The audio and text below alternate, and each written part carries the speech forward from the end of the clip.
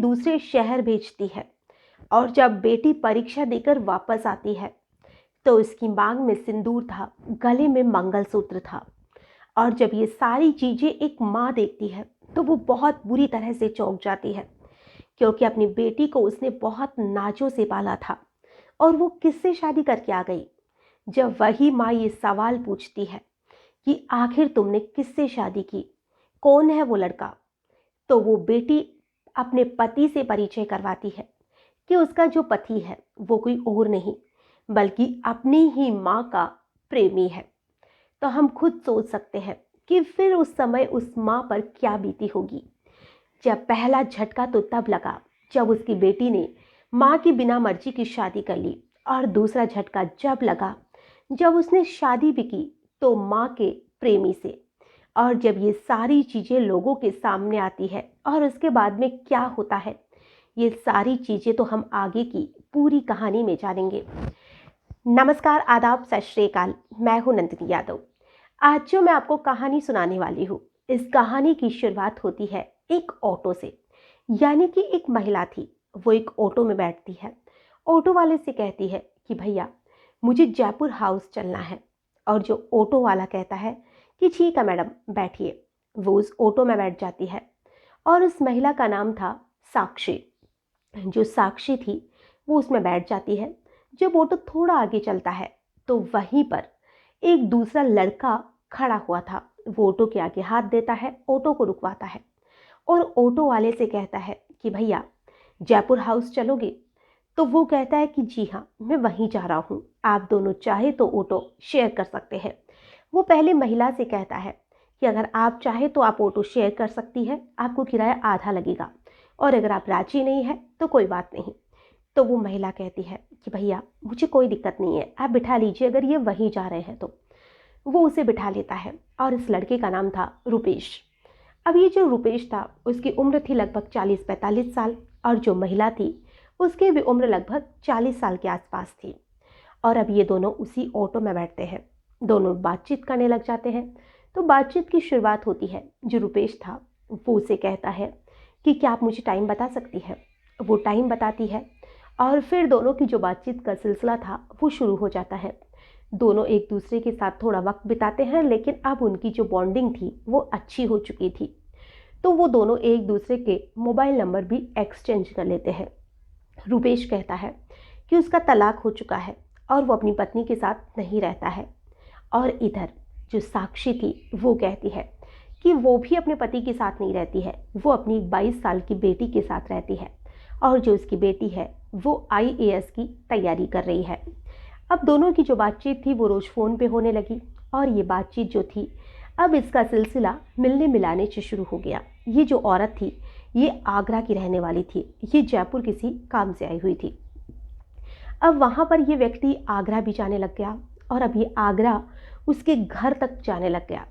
अब ये दोनों एक दूसरे के साथ घंटों क्या कहे, ये दोनों बहुत समय तक अपना वक्त बिताते थे, बहुत दिन तक साथ रहते थे, और उसी घर में उनकी बेटी भी रहा करती थी।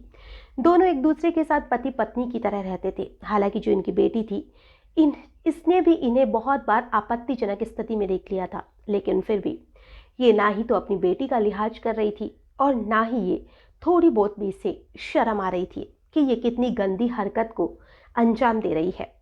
वक्त बीत रहा था। ये बात है 2019 की। अब वक्त बीतता बीतता 3 साल हो गए, यानी कि 2021 आ गया। इसकी जो बेटी थी वो आईएएस की तैयारी कर रही थी, और उसके बाद में जब उसका एग्ज़ाम का वक्त आता है तो वो एग्ज़ाम देने उसे दिल्ली जाना था। तो जब वो दिल्ली जाती है तो जो वो व्यक्ति था वो अपनी माँ से कहती है कि माँ मुझे दिल्ली लेकर कौन जाएगा। तो वह कहती है कि क्यों ना रुपेश अंकल को मेरे साथ भेज दो। तो उसकी माँ को, जिसको कि रुपेश पर बहुत ज़्यादा विश्वास था, वो उस पर अंधा विश्वास करती थी, और उसने कहा कि हाँ यही ठीक रहेगा। तो रुपेश को वो अपनी बेटी के साथ दिल्ली भेज देती है। और जब रुपेश दिल्ली जाता है वहाँ पर उन्हें 3-4 दिन का साथ में रहना था। उन्हें कुछ उसके और भी एग्ज़ाम थे, हालांकि वो और भी आईएएस के साथ एग्ज़ाम की तैयारी कर रही थी। तो उसका एक एग्ज़ाम पहले था और एक एग्ज़ाम उसका 3-4 दिन के बाद में था, यानी कि उसे लगभग 4 दिन तक दिल्ली में रहना था। दोनों ने एक होटल में रूम बुक किया और दोनों साथ में रहने लगे। रुपेश था, उसने कभी भी उसकी बेटी दीप्ति पर गलत नज़र नहीं रखी थी, लेकिन इधर जो दीप्ति थी वो रुपेश पर शुरू से ही गलत नज़र रखती थी। जब वो उसके घर में आना शुरू हुआ था उस टाइम वो लगभग 18-19 साल की थी और अब वो 22 साल के आसपास हो चुकी थी। अब वो ये उसकी उम्र ही ऐसी थी और उसकी माँ का जो रहन सहन था या कहे कि जो उसकी माँ की बेवकूफ़ी वाली हरकतें थी वो थी ही ऐसी कि वो अपनी बेटी का बिल्कुल भी लिहाज नहीं करती थी। और अब जब दोनों साथ में होटल में एक रात साथ में बिताते हैं तो जो दीप्ति थी वो अपनी माँ जो उसकी माँ का प्रेमी था उसे सारी बात बता देती है कि मैं आपको बहुत ज़्यादा पसंद करती हूँ। और जब ये सारी बातें वो बताती है पहले वो ना नुकुर करता है लेकिन वो नहीं मानती है और अब वो दोनों शादी करने का फैसला करते हैं। दीप्ति उससे कहती है कि मैं तुम्हें इतना पसंद करती हूँ कि मैं तुमसे शादी करना चाहती हूँ। पहले वो 2-3 दिन उसके साथ वक्त बिताती है और जब वो उसे बहुत ज़्यादा पसंद आ जाता है तो वो तीसरे दिन उसे शादी का ही ऑफ़र दे देती है और कहती है कि मुझे अभी तुमसे शादी करनी है। वो दोनों वहीं पर एक मंदिर में शादी कर लेते हैं और शादी करने के बाद में जब वो वापस आगरा के लिए रवाना होते हैं तो जो रुपेश था वो दीप्ति से कहता है कि मुझे कुछ ज़रूरी काम है, तुम घर जाओ, मैं शाम तक घर आ जाऊंगा। तो वो कहती है कि ठीक है। और वो जब वापस से आगरा अपने घर पहुंचती है, जैसे ही घर पहुंचती है उसकी मांग में सिंदूर था और उसके गले में मंगलसूत्र भी था।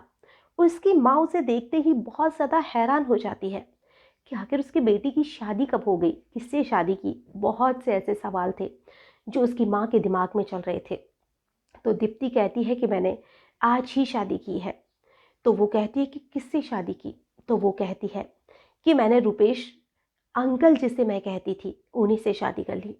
उसकी माँ के लिए ये झटका बहुत बड़ा झटका था। जिस व्यक्ति को वो पसंद करती थी, जिसके साथ वो खुद अपना घर बसाना चाहती थी, लेकिन उसी के साथ तो उसकी बेटी ने शादी कर ली।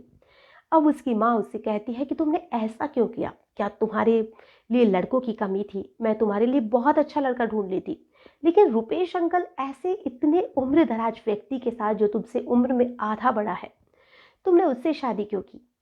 तो जो दीप्ति थी वो कहती है कि माँ, ये सारी चीज़ें मैंने आपसे बदला लेने के लिए की थी और साथ ही मैं रुपेश अंकल को लगभग 3-4 साल से पसंद करती थी, इसीलिए मैंने उनसे शादी कर ली।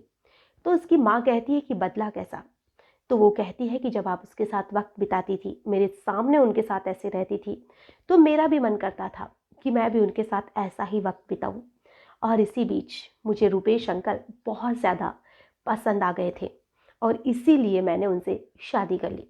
उसकी माँ को कुछ समझ नहीं आ रहा था कि आखिर करे तो क्या करे।